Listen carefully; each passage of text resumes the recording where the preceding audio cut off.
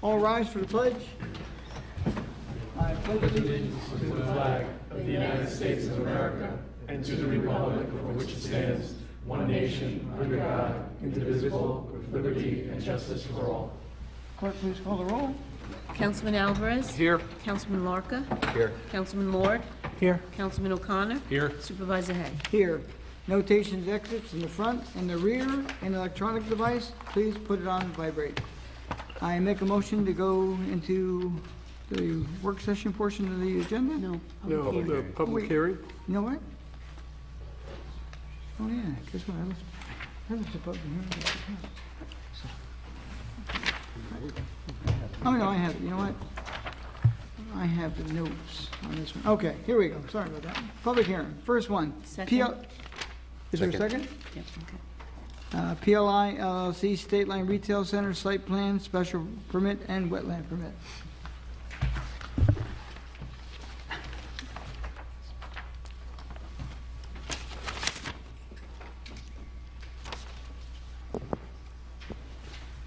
Good evening, Mr. Supervisor, members of the board. I'm Jeff Quintelmo from Insight Engineering, Surveying and Landscape Architecture, PC, here this evening representing State Line Retail Center. As the board will recall, this was approved by your board as a large retail establishment for a site plan and special use permit back several years ago. The center is comprised of about 184,000 square feet of mixed retail and commercial use. We're pleased to be here this evening with our first real user for the center, which is going to be Restaurant Depot. Restaurant Depot will be occupying the western end of the site with a 57,500 square foot large retail establishment. Restaurant Depot is a purveyor of food and food supply, equipment, and related items for restaurants, delis, pizza shops, not-for-profits on a membership-type basis. They have 135 stores in 35 states here in the United States. The closest ones to here are Newburgh and Waterbury, and I believe New Rochelle, somewhere in Lower Westchester. They've selected this site to give them central access to their users. Unlike other food purveyors, they do not deliver food. The food is all sold, and food supplies are sold there, so the operators come to that facility, pick up what they want, similar to a grocery store. The best analogy I've heard is that they're kind of like the Home Depot is to a contractor, is what they are to a restaurateur or a deli owner. As you recall, you've seen this before in a similar format. As I said, this has just been, I'll say, tweaked slightly to accommodate their program.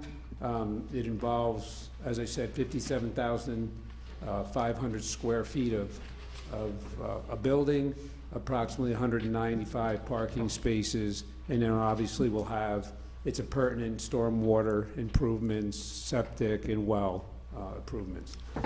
The only thing that's a little different with this plan than the one that was previously approved is the DOT got very involved, if you recall last time, about how they wanted the arrangement of our intersections with Route 6. And what they asked us to do was consider flipping our main entrance and our secondary entrance. In the previous version, our main entrance was on the east end, and now it is on the west end. And it will align with a relocated Farrington Road. So this is the preferred arrangement from the DOT. I think your board was copied on a recent letter from the DOT where they gave conceptual approval to this arrangement. The improvements, besides what we need for ourselves in terms of driveway, will include a new left turn lane or fifth lane in that segment of Route 6. As I said, the realignment of Farrington Road and the provisions for a future signal there. As the development grows, there will be a point that triggers the necessity for a traffic signal as determined by the DOT. That's a determination only made by the DOT of when that goes in. It will not initially go in with us. So that's the basic outline of why we're here. The three permits were before you on is our site plan, our special use permit, and the wetland permit. We are before the planning board for a subdivision, which is gonna involve breaking a lot off for the restaurant depot. And also, as you know, the planning board is acting as lead agency under seeker. So I'm prepared to answer any questions anyone may have. Thank you. I just have a quick one before we go to the public. Along Route 6 there, they're making us close, not us, but anyone that comes in to develop, are they making you close any of the dividers? Cut throughs? They are interested in how those dividers are left throughout our frontage, because it seemed, and this is their words, that it seemed like it was done in almost a random fashion, and it actually promotes people to try to cut across in certain sections. So they will be asking us to look at those and close those where they don't make sense. But they have not asked it as yet. We have not gotten into the detail of that yet. And do you know how many you have in your right-of-way, not counting the main one? No, I don't know how many are existing. I know that, the one that'll be reoriented is at our entrance, and there might be one or two others that may be closed. Okay, Yeah. thank you. Okay, public comment on this. Come up to the mic, please. State your name for the record.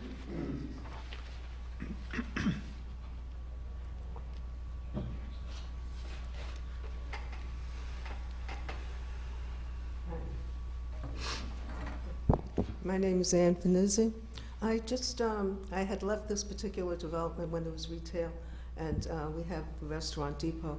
Are there other tenants that are scheduled to come in, or at the present time, or do you know? So there are not specific tenants that have been identified outside of Restaurant Depot yet. Okay, and what portion of that area has been left, say, for open space or, yeah? So the plan remains very similar to what was previously approved. We're working within the development envelopes that were previously established. So I don't have the open space number at the top of my head, but it's the same as it was before. Now, I know that all approvals, I'm sorry, I know that all approvals have been given. Why do you need another wetland permit? Did something happen? So no, nothing's happened. No, I Well, mean, something happened. Was there a relocation or?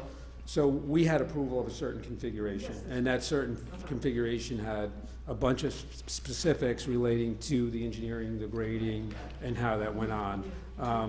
We are now seeking approval for the new arrangement, which again, as I said earlier, is very similar in terms of what's being proposed as what Right, before. so that there is a wetland that is going to be impacted, or part or a buffer or something? There is no wetland impact, but there is buffer impact, as there was before, Oh, okay. in a similar fashion, and that's why we need a wetland permit. Right, thank you very much.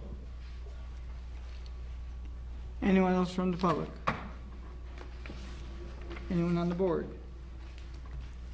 Seeing none? Did we want Ashley to say anything, or I know she's here Ashley? tonight? I know she's here, I didn't know. She's here to answer your question. I'm here to answer any of the board's or public's questions. Just to reiterate, this is before the planning board.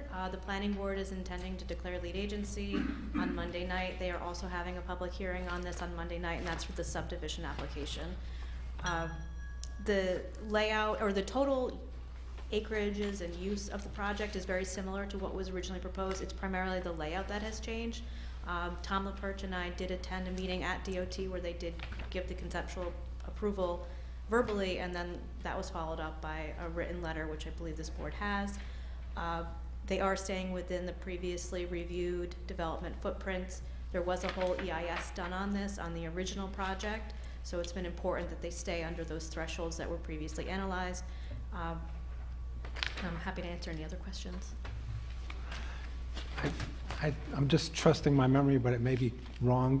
When it was before the board, the planning board before, were there supposed to be berms in the front between the project or the development and Route 6? Or was that, maybe I'm just thinking of Dan Armstrong saying something at one point.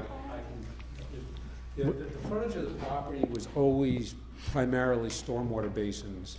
Okay. Those stormwater basins were backed then by a wall, which included a stepped wall with some landscaping in it, and there was, a certain amount of screening that was envisioned with that, so that may be what you're thinking I of. think that's what it Yeah. is. And is that still It's the a plan? similar, it's a similar format now, Okay. yeah. And that's not anything we should be considering for our, So one of the big changes in terms of the original project versus this project is just the procedure on how this application's being processed. When the original project was before the town, at that point in time, the planning board had site plan and And we wetland had- permit approval, and then only the special permit went to the town board. There was a law change several years after the original project was approved, so that when this had to be reapproved, it came back before the town board, and that's why you now have site plan, wetland permit, and special permit approval. So in terms of the layout and the design of the project, and any landscaping along the roadways or within the property, that is within the town board's purview as well as the architecture review board's purview. So if you have comments on that, that is appropriate to raise with the applicant.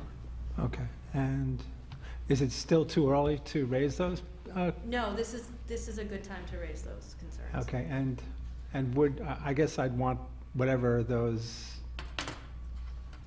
berms or whatever the thing was along the frontage would be consistent all the way through the project, not just with the Home Depot or the Restaurant Depot section. Yeah, so the original plan had that through the central section, and we continue to have it through the eastern and portion of central section. And, you know, we really don't need the walls. We're really using the land in what I'm gonna say, in a less aggressive fashion on the western end, so we don't need those walls.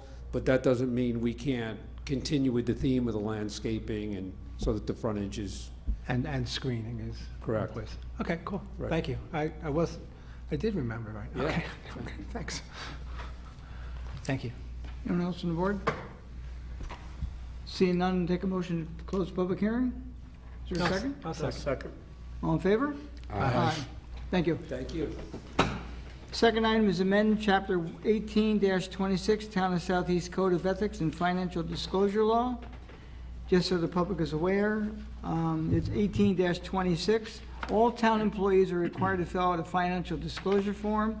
And employees are considered the accountant, controller, architectural review board members, assessor, attorney counsel, board of assessment review members, board members, town board members, town building inspector, town clerk, town code enforcement officers, town ethics board members, town justices, town planning board members, town special districts coordinator, town superintendent of highways, town supervisor, town tax collector, town zoning board of appeals members, which is the ZBA. The one that we're asking to remove is the Town Industrial Development Agency, IDA, that was taken out of existence, probably 5 to 10 years ago. And the purpose of public hearing tonight is to remove it because it's a local law. And other than that, that's what it's about. Is there any comment from the board to start? Public, if you understand it, do you need any further explanation? It's just basically, the IDA is no longer a board in this town, and we're removing it from the list. Seeing none? I'll make a motion, we close the public hearing. Is there a second? Second. All in favor? Aye. Number 3, amend Chapter 103, Article 2, Section 103-8, permit fees.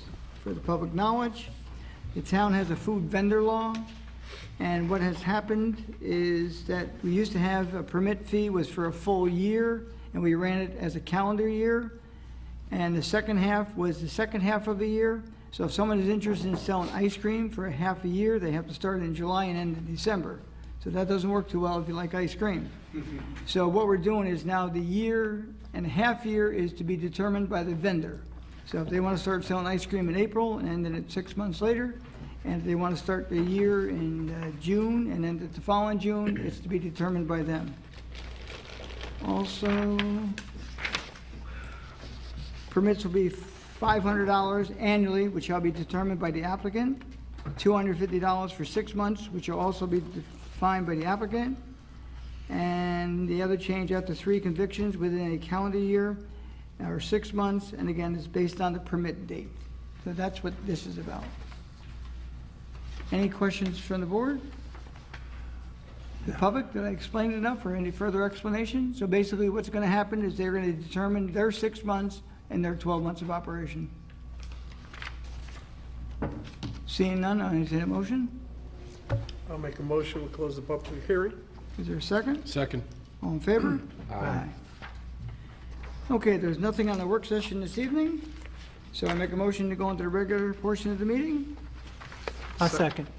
All in favor? Aye. Waive the reading of the correspondence. 2, approval of the voucher list, $2,664,318.58. Is there a second? Second. Discussion. All in favor? Aye. All meetings will be held at 1360 Route 22, Brewster, New York, at 7 p.m. unless otherwise noted, Thursday, March 5th, and Thursday, March 19th. So moved. Second. All in favor? Aye. Number 4, resolution, determination of no environmental impact with respect to home rule request for alienation of parkland.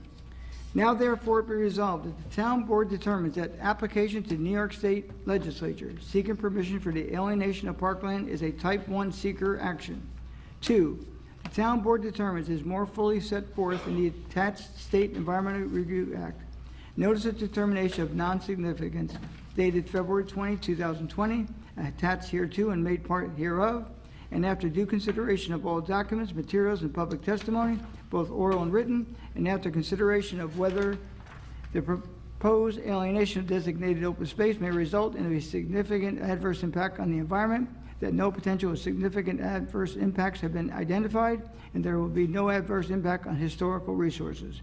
This resolution was prepared in accordance with Article 8 of the Environmental Conservation Law. So moved for discussion. A second. Discussion. Yeah. Does anyone else want to discuss? Okay, well, I'm going to vote no. I believe there will be significant adverse impact on the environment, so I'm not in favor of this resolution.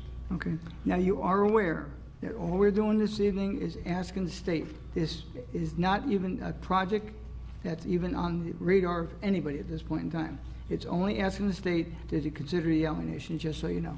It will come back to square one. Right now, it's not even on first base of the 4 bases it has to cover. Right.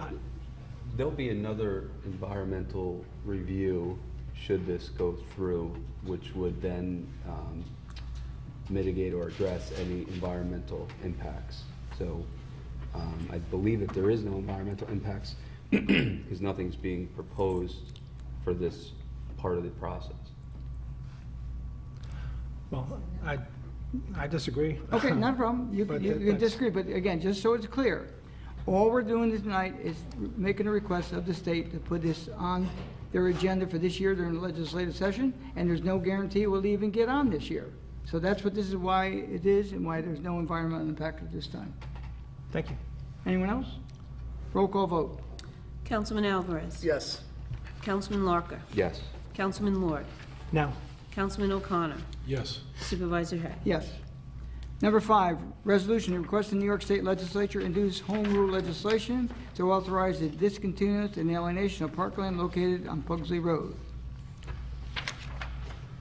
Now therefore be resolved that the town board of the town of Southeast hereby requests the New York State Legislature introduce home rule legislation to authorize the town board to alienate a portion of the town-owned parkland on Pugsley Road known as designated tax map 45, block 1, lots 10 and 11. And be further resolved that if such alienation is approved by the New York State Legislature, any conveyance of the Pugsley Road site shall be specifically conditioned upon such site being deed restricted to prohibit the site from being used for any purpose other than recreation, and may be defined by the Town of Southeast zoning code, and be further resolved that the supervisor of the Town of Southeast or a duly authorized representative is hereby empowered and directed to execute any and all documents, agreements, or other papers as may be necessary to implement the intent and purpose of this resolution. And be further resolved that the clerk of the Town of Southeast, in conjunction with any other duly authorized representatives, is hereby directed to send certified copies of this resolution and all supporting documentation to the New York State Assembly Home Rule offices of Senator Pete Harckham and Assemblyman Kevin Berman. So moved for discussion. Second. Discussion. Yeah, I wanted to know if we could include another, be it further resolved, that if such alienation is approved by the New York State Legislature and final decision, that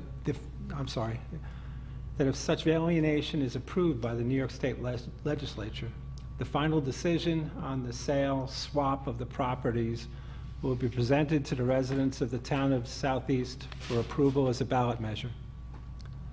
Is it being put forward as a motion? Say yes. Yes, Mike, okay, I'm asking, is it being put forward as a motion? Yes. it is. Okay. It's a motion. Motion to amend, okay. Okay, it's a motion to amend. Thank you.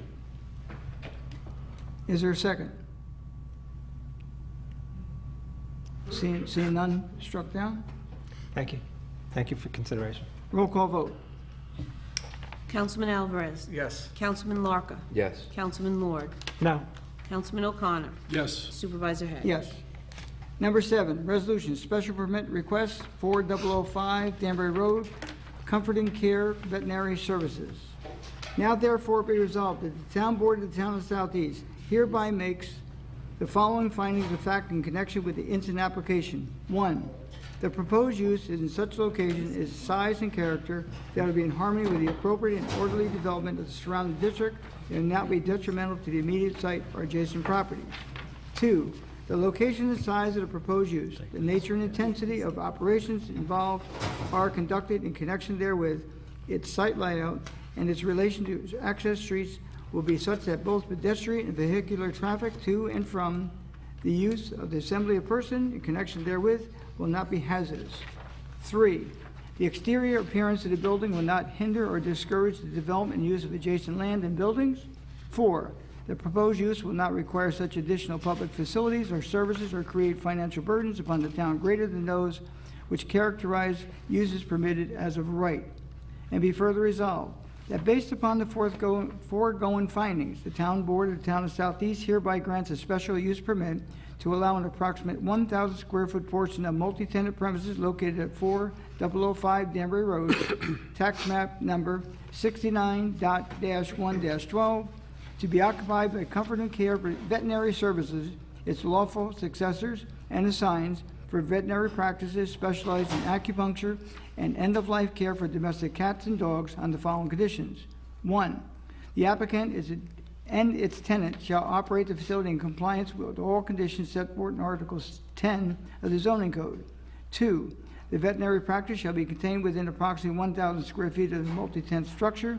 And 3, there shall be no overnight boarding or harboring of animals on the subject premises, and there shall be no outdoor runs or other cages on the subject premises. And be further resolved that the town clerk is hereby authorized and directed to forward a copy of this resolution to Comfort and Care Veterinary Services, to the owner of record of the subject premises, to the Secretary of the Town Southeast Planning Board, and the Southeast Building Department forthwith. So move for discussion. Second. Discussion.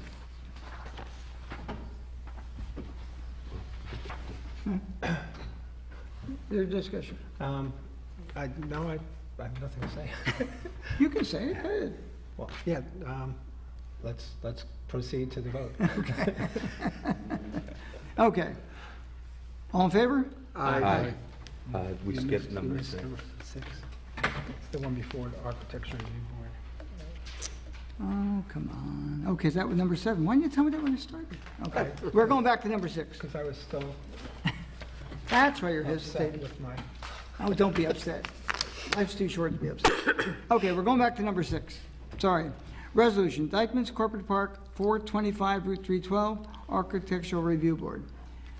Now therefore be resolved that the Town Board hereby accepts and approves a report of Architectural Review Board dated January 29, 2020, in connection with the application of Dykeman's Corporate Park, which seeks amended site plan approval, which includes construction of a 26,840 square foot commercial building on a 55-acre lot located at 425 Route 312, tax map ID 45.-2-35, a copy of which is annexed hereto and made part thereof, and such report shall be incorporated in any final site plan subsequently reviewed and approved for the project by the planning board.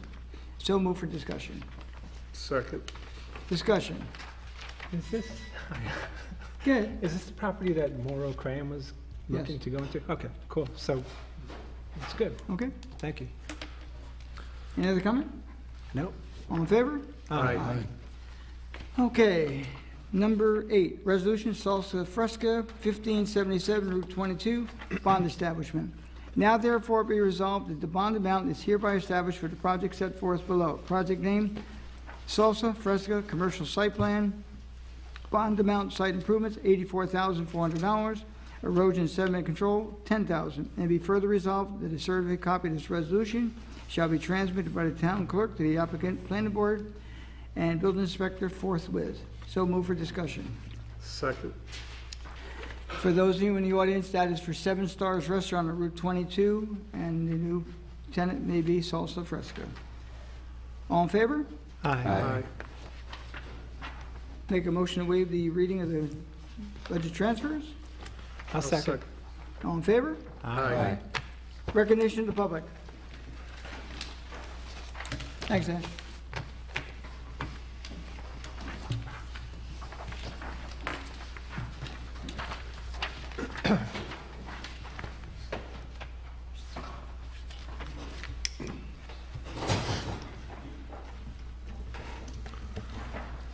I have several questions for clarification. In the resolution of determination of no environmental impact, there is a whereas the town board has determined that the project is a type 1 action. We should have Ashley answer this Yeah, question. I did that the last You wanna time, go see so. her? Yeah, go get it, quick. It says, am I okay? It says, whereas the town board has determined that the project is a type 1 action pursuant to the regulations promulgated with the State Environmental Quality Review. When did the town board determine that it was a type 1 action? Our town planner determined that. On behalf of the town planner, we've asked her to come back, and the town planner made that determination on behalf of the I town beg your board. pardon? The town planner made that Ashley recommendation to the town The board. town planner made that determination? To the town board, yes. It's our determination based on her review. She made the recommendation to the town board. That's not what it says, though. Okay? It says that the town board has determined, and it gives the impression that... Well, we have, based on doing her it- recommendation. doing it May I in that finish? document. Excuse me, may I finish the sentence? I'm trying to explain to you, it's Well, doing I'm it trying in to that finish the document. sentence. Excuse me? It is doing it in that resolution. It's made it, they're making a type 1 determination. All right, within the resolution. A type 1 action usually, and you can correct me,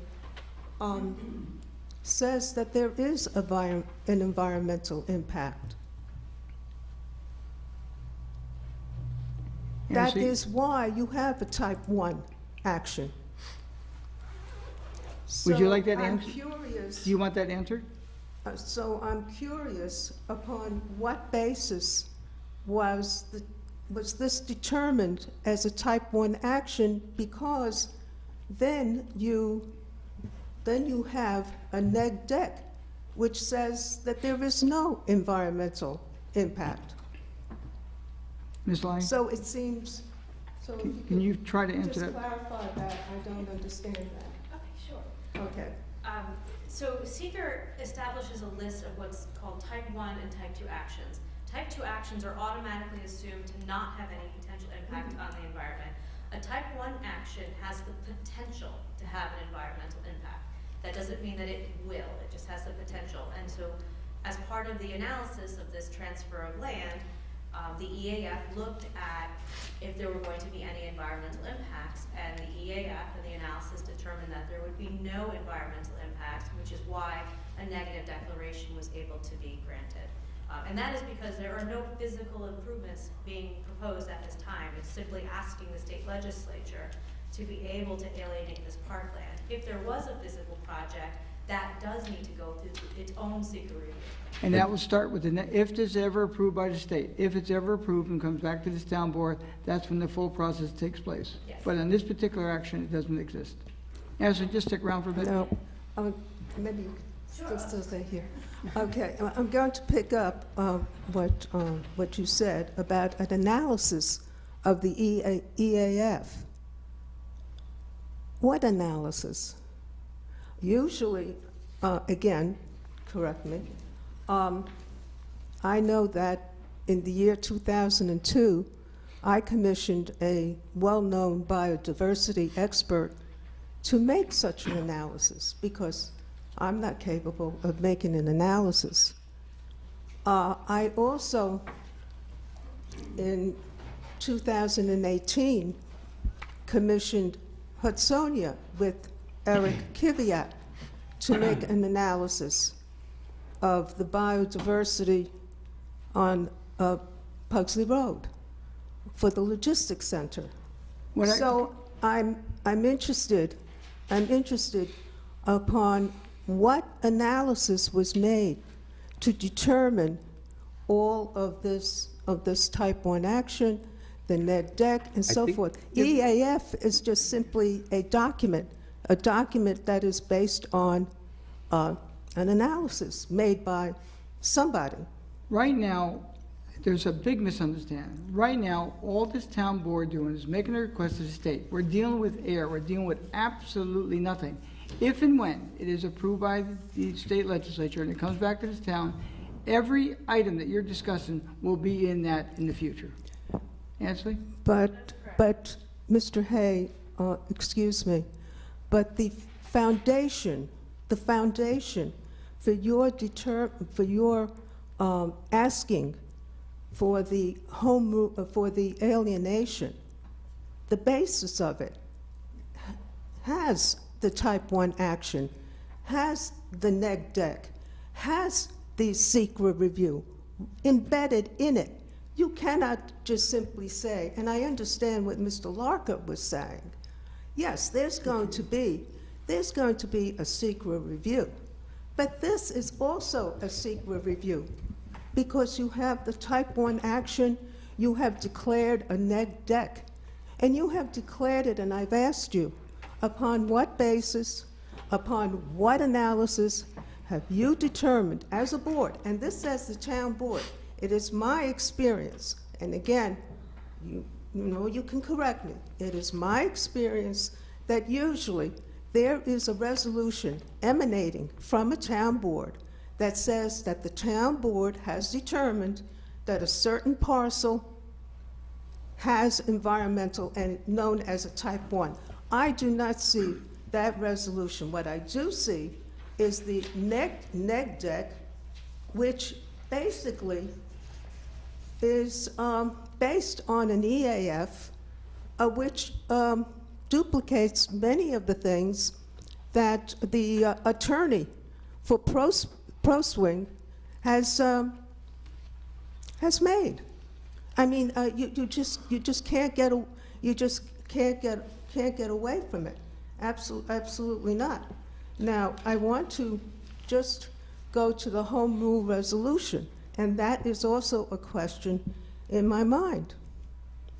In the home rule resolution, you state that there is going to be a deed restriction, and I wrote it down, for recreation.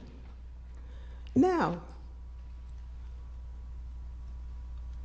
the deed restriction for the recreation, we all know, benefits no one but ProSwing. No one but ProSwing. Because Supervisor Hay, you even stated in your presentation last week that there was a concept plan. And there was a concept plan. No, there was never, Excuse me. no, wait, time out. There You was a have to get your concept facts straight. You need to get your facts straight. I'm getting There it was straight. never a concept plan for this parcel. They don't own it. Nothing happens. If you don't get the state to say yes to this, nothing happens. There's no There- concept plan for this. For the other parcel, there was a concept plan, but not for this one. That's But what that's not what we're that's dealing what with. I was just about to say. dealing with the There alienation. There was a concept plan. There was a concept plan. For the other Yes, for the Star Ridge. You're absolutely right. I was just going to say that. Okay. However, it appears, and I just received it from a FOIL that I filed, that there was a meeting, and the meeting had several individuals attending. And at that meeting, it was determined that Star Ridge was really not such an appropriate place to put such a concept plan. And by the way, if you look at a concept plan, it's quite extensive. It's not just, you know, little bases here and there. It's very, very, very, very extensive. So there was this meeting in which, again, this is public record, that Mr. O'Rourke said, well, is there a piece of property that we could possibly use? And they determined that Star Ridge would not be the property, but Pugsley Road would be the property. Now, I don't think they It's said very that would be the property. They interesting. suggested that they look at that property, I believe. I beg your pardon? I believe they suggested they look at that property. they Look didn't at say the it was gonna be. Pugsley Road property. Yes. As I said, I just read it.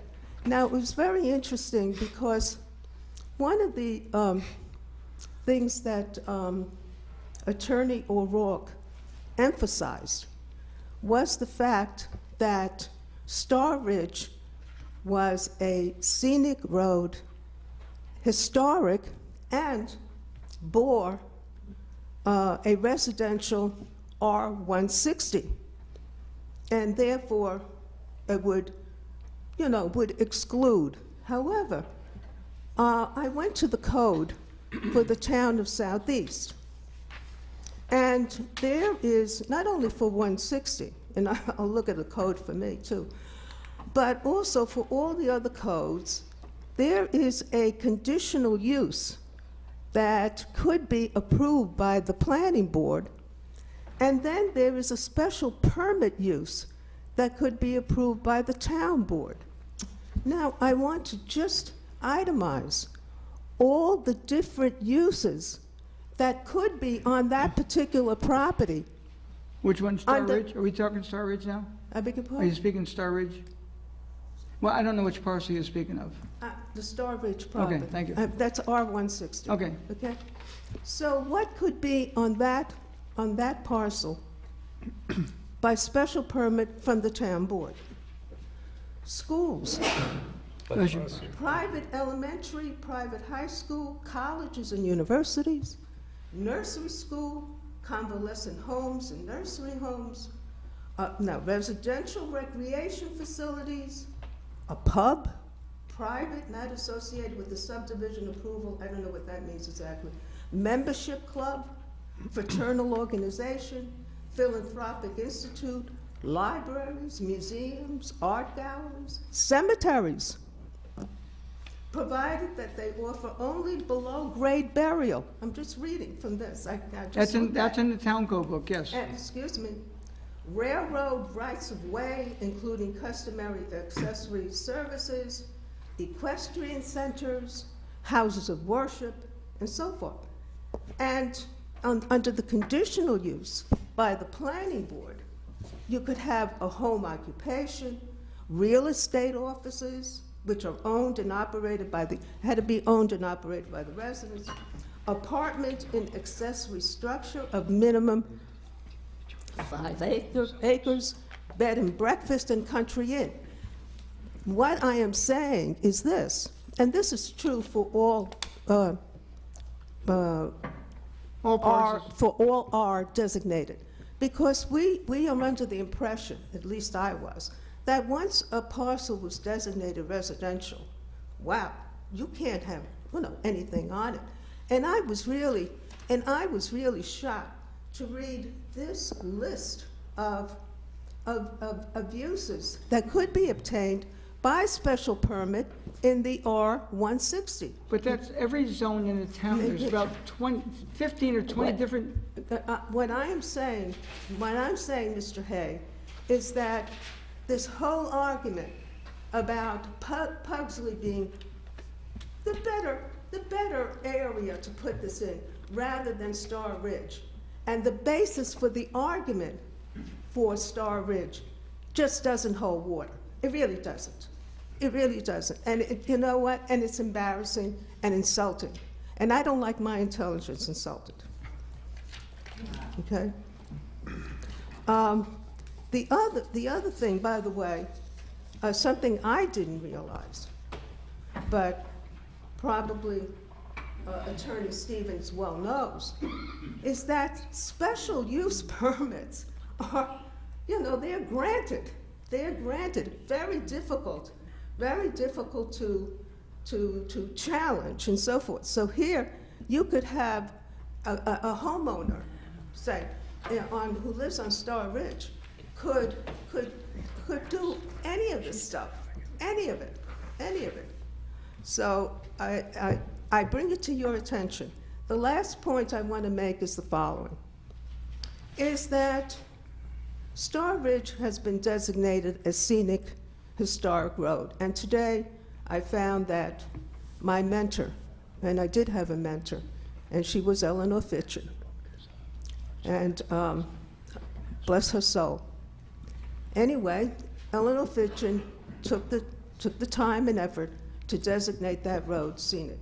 So I looked to see, well, what are the criteria for designating a road as a scenic road? All right. Well, a natural landscape on the edge of the roadway consisting of a dense forest edge with extensive, healthy, or unusual variety of major rock outcroppings. The roadway provides, and I'm reading, the roadway provides a scenic vista or panoramic view of forests, meadows, hills, lakes, streams, reservoirs, or other similar resources. The road has a narrow, winding quality, linking it with the town's rural past. The road is unpaved, dirt, or gravel based and is characterized by low traffic volume. The road is bordered by an ancient stone wall on at least one side. Well, you know what?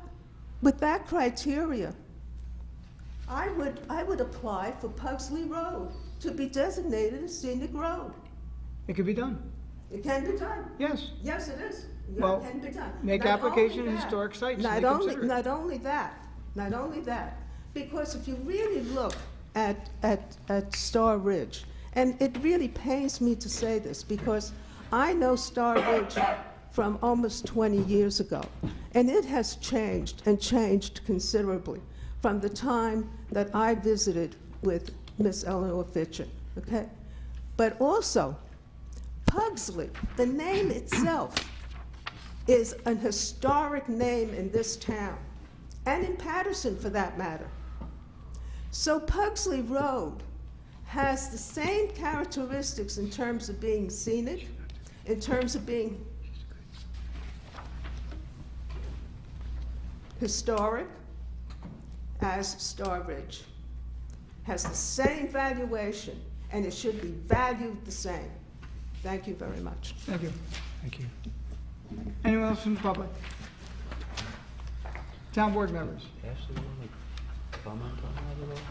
Sure, I'd just like to offer one point of clarification, that the EAF form is the form that's designated by the state to be used in making your determination of significance. So that is the appropriate form to be filled out to be able to reach either a negative declaration or a positive declaration.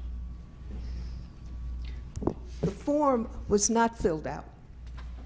The first 2 pages were filled out, but the rest of the form was not filled out. It was the long form. And what was, though, attached to it was a very good narrative of several pages. Now, who composed this narrative? Was it a biodiversity expert? Was it an ecosystem expert? Was it a nature expert? No. It was the planner for Prospering, dated 1/29/2000. Thank you. Thank you. Anyone else from the public? Town board members? Ashley, stick around in case. Good. Yeah, I had something Go ahead. for Just to make residents aware, as of March 1st, New York State's enforcing the ban on single-use plastic bags. So you'll see at the supermarkets, you'll have to bring your own reusable plastic bags to cart out groceries and the like. It's still authorized at takeout restaurants, so if you do see them there, don't be alarmed, but you will have to bring your own bags to the grocery store. So you can check out the New York State DEC website at decny.gov, and it's under the bag waste reduction law for information for consumers. John, you asked to have that posted on our site? Yes, and that was posted on It's also our on the town website, so. website as well. And I believe they allow in the supermarkets, like if you have meats and things, I think they're allowed as well? Yeah, the film bags can still be used under certain conditions Right. for like, wet products, but, you're not gonna get the T-shirt type handle bags when you go to checkout, so. Okay. Any other town board member? Yeah, I attended a village board meeting last night, and they've got a couple of events coming up in the village. On April 10th, which is Good Friday, they're having a parade up to St. Lawrence. And on June 6th, the Cultural Arts Coalition is having their music festival. So that'll be June 6th, the Saturday, from 12 till 7. And that's all I have. Okay. I have three quick things. One, 911 numbering. We just keep reminding you to please get your house 911 numbered. I have to report for the first time, and I can't tell you when, the false alarm report hit 3 for the month of January. Unprecedented. Usually it's like 25 to 30 per month. We'd like to think it's the enforcement we've been doing, but I don't believe that's the case. I have no idea why it was so good, but 3. So please, any kind of false alarm, if you know you set off your alarm, call 911 and tell them it was a false alarm so they don't send someone out. Also, make sure you sign up for the town's notification. This way you'll be made aware of everything's happening within the town to the best of our ability. And one other thing, we had a meeting here with the MTA. They stopped in this past week. They wanted to give a town an update of the next 20 years of what they plan down at Southeast Station in Brewster. It's quite extensive. We have it posted on our webpage if you'd like to look at it. They have some big plans down there. They want additional parking. They're going to have a parking structure. They want to move where they currently, wash the cars and everything down where the current parking is. So they have some big plans. It's 30 years. I jokingly said to them, I said, I hope these plans are a little bit better than the Prospect Hill Bridge, which they closed for 6 months and took 12 and a half years to get it back open again. So right now, we're dealing at 20 years, but I won't be here by then, don't worry. Okay. Other than that? Ashley, you want to say anything? You're still here. I was just here in case you had any further questions. Thanks a lot. Okay. On that? Anyone else? No comments. I'll entertain a motion to close. Make a motion, we close tonight's meeting? Seconded by Second. John. All in favor? Aye. Thank you all for coming.